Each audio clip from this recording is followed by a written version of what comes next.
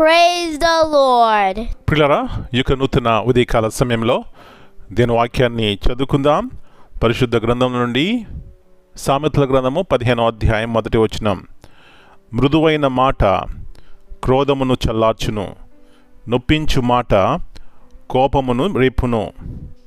A soft answer turneth away wrath, but grievous words stir up anger. యేసు ప్రభువారి అతి శ్రేష్టమైన నామంలో పిల్లరా మీ అందరికీ శుభములు తెలియజేస్తున్నాను.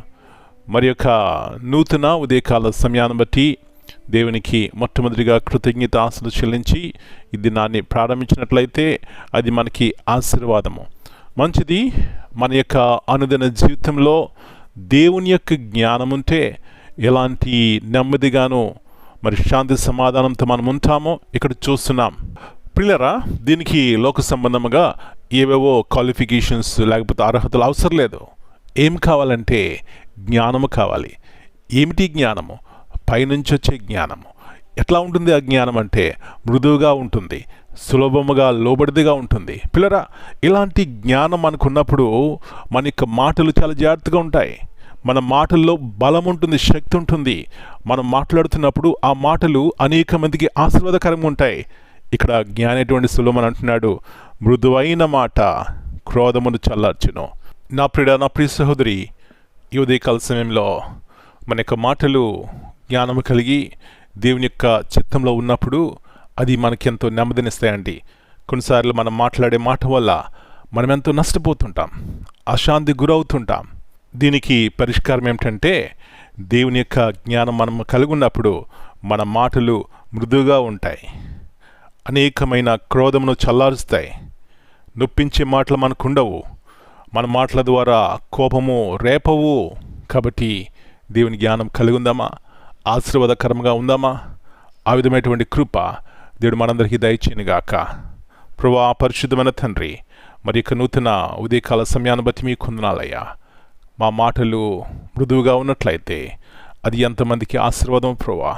మీ యొక్క జ్ఞానము, పరిశుద్ధమైనటువంటి మాటలు మా జీవితంలో మా నోట్లో ఉన్నప్పుడు ప్రభువా ఎంతమందికి ఆశీర్వాదకరంగా ఉంటాం. కొన్నిసార్లు మాట్లాడిన మాటలను బట్టి అనేక మంది నొప్పిస్తూ ఉంటాం. తద్వారా ప్రభువా వారికి మాకు అసమాధానంగా ఉంటాం ప్రభువా.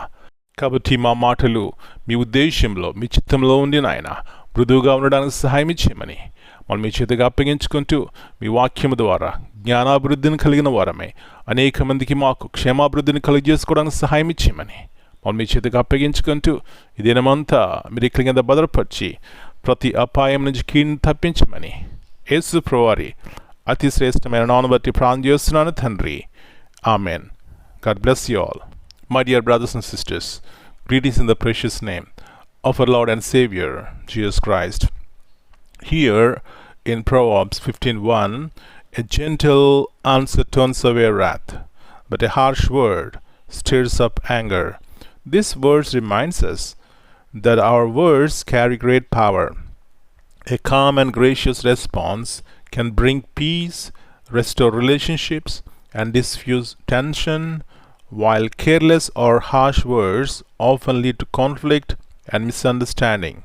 In our daily interactions, whether at home, work, or within our communities, may we choose wisdom, patience, and kindness in our speech, reflecting a spirit that builds others and also honors God.